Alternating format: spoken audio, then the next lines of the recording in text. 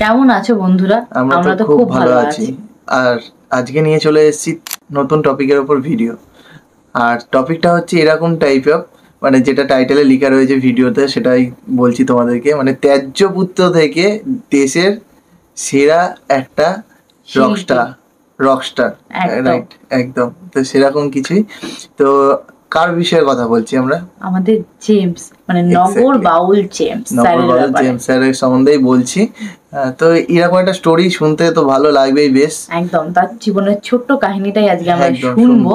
তো চলো বেশি দেরি না করে শুনবো। আর এরকম সাপোর্ট করো, তোমরা যারা সাপোর্ট করছো, ভালোবাসা দিচ্ছ, আর সাবস্ক্রাইব করো যারা নতুন আছে চ্যানেলে। তো চলো বেশি দেরি না করে এবার শুনে নি।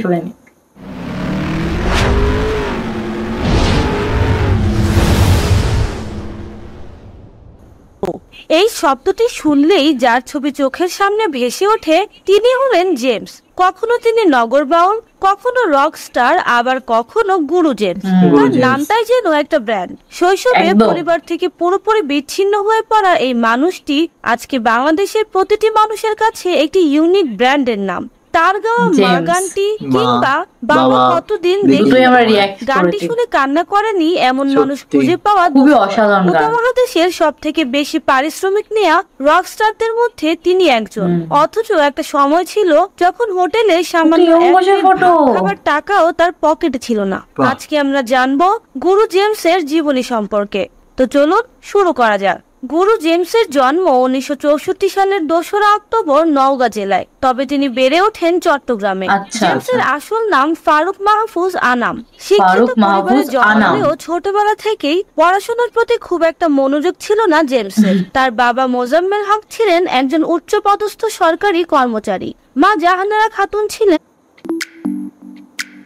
Did you get my dental sticks? Yep. Did you get my new leash? Yep. Did you get my জেমসের তার বাবা মোজাম্মেল হক ছিলেন একজন উচ্চপদস্থ সরকারি কর্মচারী। মা জাহানারা খাতুন ছিলেন গৃহিণী। একসময় চট্টগ্রাম শিক্ষা বোর্ডে পালন করেছিলেন জেমসের বাবা। ছোটবেলা থেকেই জেমসের গান বাজনা পছন্দ হলেও তার বাবা মা গান বাজনা পছন্দ করতেন না। শৈশবে গিটারের টানে পাগল হয়ে একসময় গানের ব্যাপারে ভীষণ আগ্রহী হয়ে ওঠেন তিনি। কিন্তু তার বাবা মা কেউই চাননি ছেলে গানের দলে যুক্ত হোক। তার বাবা চাইতেন তার ছেলেও সরকারি চাকরি করবে। বাবার সাথে অভিমান করে 1980 সালে মাত্র 16 বছর বয়সে তিনি ঘর ছাড়েন। চট্টগ্রামের পাঠানটুলি রোডের আজিজ বোর্ডিং নামে একটি বোর্ডিং এর 36 নম্বর কক্ষটিতে তিনি থাকতে শুরু করেন। 12x12 ফুটে সেই ঘরেই তৈরি হতো তার গান। সারা রাত চলতো প্র্যাকটিস। মূলত সেখান থেকেই তার সঙ্গীতের ক্যারিয়ার শুরু। এহসান আলী ফান্টি এবং কিছু বন্ধুদের নিয়ে পরবর্তীতে তিনি প্রতিষ্ঠা করেন ফিলিংস নামক একটি ব্যান্ড এবং ব্যান্ডের প্রধান গিটারিস্ট ও ভোকাল হিসেবে নিজের ক্যারিয়ার শুরু করেন। 1985 থেকে 86 সালের দিকে জীবনের কোনো একটা মানুষ যিনি অনেক ফেমাস নিজের জীবনে অনেক স্ট্রাগল করবে, এটাই স্বাভাবিক। মানে 16 বছর বয়সে ঘর ছেড়ে চলে এসেছিল। ত্যায্যপুত্রটা কেন বলছে এখানে আমি বুঝতে পারি। ত্যায্যপুত্র করেছিল না নিজেই ঘর ছেড়ে এসেছিল সেটা পরের কথা। যাই হোক, ত্যায্যপুত্রের কথা তো এখনো কিছু বলেনি। কিন্তু সেই 16 বছর বয়স থেকে নিজের যে প্যাশনটা সেটাকে ধরে রাখার চেষ্টা করেছে, ছাড়িনি কখনো। সেই জন্য আজ ইনি গুরু জেমস। কিছু বন্ধুদের নিয়ে পরবর্তীতে তিনি প্রতিষ্ঠা করেন ফিলিংস নামক একটি ব্যান্ড এবং ব্যান্ডের প্রধান গিটারিস্ট ও ভোকাল হিসেবে নিজের ক্যারিয়ার শুরু করেন। 1985 থেকে 86 সালের দিকে জেমস চলে আসেন ঢাকায়। ফিলিংস থেকে 1987 সালে বের হয় প্রথম অ্যালবাম স্টেশন রোড। 1988 সালে বের হয় জেমসের প্রথম একক অ্যালবাম অনন্যা। এই অ্যালবামের সবগুলো গান ছিল আসলেই অনন্য ও ব্যতিক্রম। কারণ আজও যদি কেউ সেই অ্যালবামের গান শুনে তাহলে তারও বিশ্বাস করতে কষ্ট হবে যে গানগুলো জেমসের গাওয়া। এর মূল কারণ সেই গানগুলোতে ছিল সদ্য টকবগে এক তরুণের মিষ্টি মধুর পরিচালিত সুর। 1992 সালে জেমস ভালোবেসে বিয়ে করেন মডেল ও অভিনেত্রী রথিকে। 10 বছর সংসার করার পর 2002 সালে তাদের বিচ্ছেদ হয়ে যায়। প্রথমে স্ত্রীর করা মামলায় তিনি বেশ কয়েকদিন জেলও খেটেছিলেন। জেমস পরবর্তীতে বিয়ে করেন বেনজির সাজ্জাদকে। যার সাথে 1999 সালে একটি কনসার্টে তার প্রথম সাক্ষাৎ হয়। বর্তমানে জেমসের 2টি কন্যা সন্তান ও একটি পুত্র সন্তান রয়েছে। তবে জেমসের ক্যারিয়ার 180 ডিগ্রি ঘুরে যায় 1997 সালে। সেই বছর তার বের হওয়া দুঃখিনী দুঃখ করো না নামের একটি একক অ্যালবাম ব্যাপক জনপ্রিয়তা পায়। অ্যালবামে মোট 12টি গান থাকলেও সুলতানা বিবিয়ানা, তুমি যদিও নদী হও এবং দুঃখিনী দুঃখ করো না এই 3টি গান অস্বাভাবিক রকমের জনপ্রিয়তা লাভ করেছিল। গানগুলো এতটাই জনপ্রিয় হয়েছিল যে মুক্তির এত বছর পর আজও এই গানগুলো মানুষের মুখে মুখে শোনা যায়। পরবর্তীতে ফিলিংস ব্যান্ড ভেঙে জেমস গড়ে তোলেন নতুন লাইন আপের ব্যান্ড নগর বাউল। তার উল্লেখযোগ্য গান হচ্ছে পাগলা হাওয়া, ঝাঁকানাকা ঝাঁকানাকা, তোর প্রেমেতে অন্ধ হলাম, লেইস ফিতা লেইস, দুঃখিনী দুঃখ করো না, তারায় তারায়, দুষ্টু ছেলের দল, আসবার কালে আসলাম একা ইত্যাদি।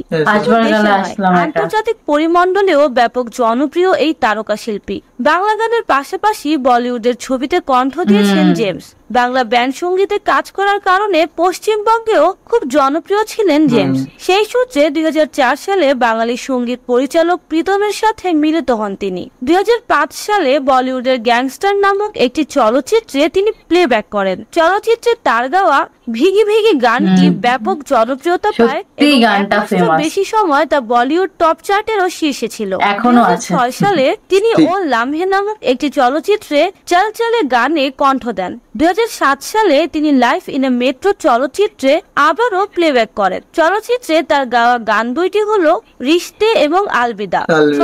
হিন্দি চলচ্চিত্রে তিনি প্লেব্যাক করেছেন ওয়ার্নিং নামক একটি চলচ্চিত্রে। তার গাওয়া বেবাসি গানটি মুক্তি পায় 2013 সালের সেপ্টেম্বরে। কেন স্থায়ী হলেন না জেমস? সাংবাদিকদের করা এমন প্রশ্নের জবাবে জেমস বলেন, বলিউডে তখন ক্যারিয়ার করতে পারতাম, খুব সহজ ছিল, কিন্তু সেখানে স্থায়ী হলে আমাকে বাংলাদেশটা ছাড়তে হতো, যেটা আমাকে দিয়ে সম্ভব নয়। আরো বড় প্রলোভন দিলেও আমি দেশ ছাড়তে প্রস্তুত নই, তাই আর বলিউডে কন্টিনিউ করা হয়নি। যেখানে কলকাতার গায়করাও বলিউডে চান্স পায় না, সেখানে বাংলাদেশে থেকেও জেমস বলিউডের ক্যারিয়ার ছেড়ে দিয়েছিলেন একমাত্র এই দেশটাকে ভালোবেসে। তাই তো তাকে বলা হয় দেশে আসছে। এই গানের জন্য 2014 সালে তিনি শ্রেষ্ঠ পুরুষ কণ্ঠশিল্পী হিসেবে জাতীয় চলচ্চিত্র পুরস্কার পান। 2000 সালের প্রথম দিকে জেমস পেপসির একটি বিজ্ঞাপন চিত্রে অংশগ্রহণ করেন। এটি ছিল তার কাজ করা প্রথম বিজ্ঞাপন চিত্র। এই বিজ্ঞাপনটি বাংলাদেশ এবং পশ্চিমবঙ্গে প্রচার করা হয়। এরপর তিনি 2011 সালে এনার্জি ড্রিঙ্কস ব্ল্যাক হর্সের বিজ্ঞাপনে কাজ করেন। জেমস গাজী আহমেদ শুভ্রর সাথে রেড ডট এন্টারটেইনমেন্ট নামক একটি প্রোডাকশন হাউস পরিচালনা করেন। এই প্রোডাকশন হাউস 2011 আইসিসি ক্রিকেট বিশ্বকাপের জন্য বিউটিফুল বাংলাদেশ নামে একটি ভিডিও বিজ্ঞাপন চিত্র তৈরি করে। রেড ডট এন্টারটেইনমেন্ট প্রচুর রিয়েলিটি শো প্রযোজনা করেছে। এর মধ্যে the Rockstar 2, Lux Channel I Superstar, কে হতে চায় কোটিপতি উল্লেখযোগ্য। এছাড়া রেড ডট টেলিভিশন বিজ্ঞাপন চিত্র নির্মাণ করে। ফটোগ্রাফিতে খুব আগ্রহ নগর বাউল জেমসের। অবসরে ক্যামেরা দিয়ে ছবি তুলতে ভালোবাসেন তিনি। ইতোমধ্যে কক্সবাজারের কিছু ল্যান্ডস্কেপ ফটোগ্রাফিও করেছেন। গানের জগতেও বেশ কজন ভালো বন্ধু আছে জেমসের। তাদের মধ্যে আয়ুব বাচ্চু, হামিন আহমেদ, মাকসুদ ও পার্থ বড়ুয়া উল্লেখযোগ্য। তারা কেন ভালো বন্ধু? জেমস বলেন, আলাদাভাবে বলাটা মুশকিল। এটা বলতে পারি আমাদের সবার শুরুটা হয়েছিল একসঙ্গে। অনেক চড়াই উচ্চাই ও ঘাত প্রতিঘাতের সাক্ষী আমরা। সঙ্গীত জীবনের শুরুতে অনেক দিন রাত আমরা একসঙ্গে থেকেছি, প্রতিকূলতার মোকাবেলা করেছি, আবার একসঙ্গে সব পরিকল্পনাও করেছি। কনসার্টে জেমসের উপস্থিতি মানে এক অন্যরকম উন্মাদনা। 59 বছর বয়সেও যেভাবে তিনি মঞ্চ কাঁপান তা সত্যি অভাবনীয়। এ ব্যাপারে তিনি বলেন, ভক্তদের অসীম ভালোবাসাই শক্তি যোগায়। জেমসের প্রিয় খাবার ভাত, ডাল, গরুর মাংস, আইর মাছ, পাবদা সহ দেশি সব মাছ। দেশের বাইরের মধ্যে কোরিয়ান ও জাপানিজ খাবার তার পছন্দ, তবে রান্না করতে একেবারেই পারেন না। নিয়মিত জিমে যান জেমস। ফিটনেস ধরে রাখতে সাধারণ ব্যায়ামগুলো নিয়ম মেনেই করেন। বাংলাদেশের আনাচে কানাচে যেমন চষে বেরিয়েছেন, তেমনি গানের জন্য পৃথিবীর বহু দেশ, বহু শহর ঘুরেছেন তিনি। সবচেয়ে প্রিয় শহরের তালিকায় আছে ভারতের কলকাতা, যুক্তরাষ্ট্রের নিউ ইয়র্ক ও সুইজারল্যান্ডের জুরি। বলা বাহুল্য সবচেয়ে প্রিয় বাংলাদেশ। নির্জনতা খুব টানে তাকে। এই জন্য ঢাকা থেকে গাড়ি পথে 2-3 ঘন্টার দূরত্বে কোনো নির্জন জায়গায় ভবিষ্যতে বসত গড়লেও গড়তে পারেন। কাজের জন্য ঢাকায় আসবেন, কাজ সেরে আবার চলে যাবেন। তো বন্ধুরা, কেমন লাগলো আমাদের আজকের ভিডিও? খুব ভালো লেগেছে, সত্যি ভিডিওটা খুব ভালো লেগেছে, কারণ অনেক কিছু জানতে পারলাম তার ব্যাপারে।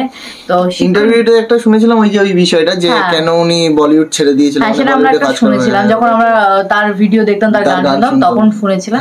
বাট এত কিছু স্ট্রাগল তিনি তার লাইফে করেছে সেটা শুনে ভালো লাগলো। কিছু হয় না যে লোহা পিটিয়ে একটা ভালো জিনিস বানানো হয়, এরকম একটা ব্যাপার। উনিও রোদে তাতে পুড়ে পুড়ে একটা ভালো মানুষ তৈরি করেছে নিজেকে, যে এত উনার পরিচয়। সেই জন্য এখন উনি ওই জায়গাটাই গুরু জেমস, সেটাই নগর বাউল জেমস, নগর বাউল জেমস ওনার ব্যান্ডের নাম, সেকেন্ড ব্যান্ড।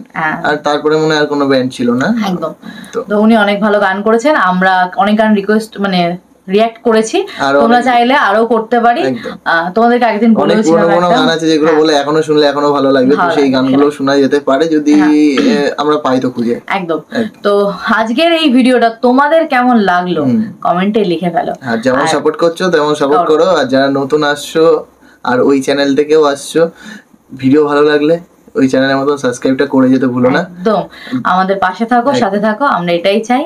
আর নগর বাউল জেমসকে কে কে ভালোবাসো কমেন্টে লিখে একদম। তো চলো, তার জন্য কিন্তু শেয়ার করে দিও। আর আমরাও শেষ করছি ভিডিওটা, দেখা হবে নেক্সট ভিডিওতে। টাটা।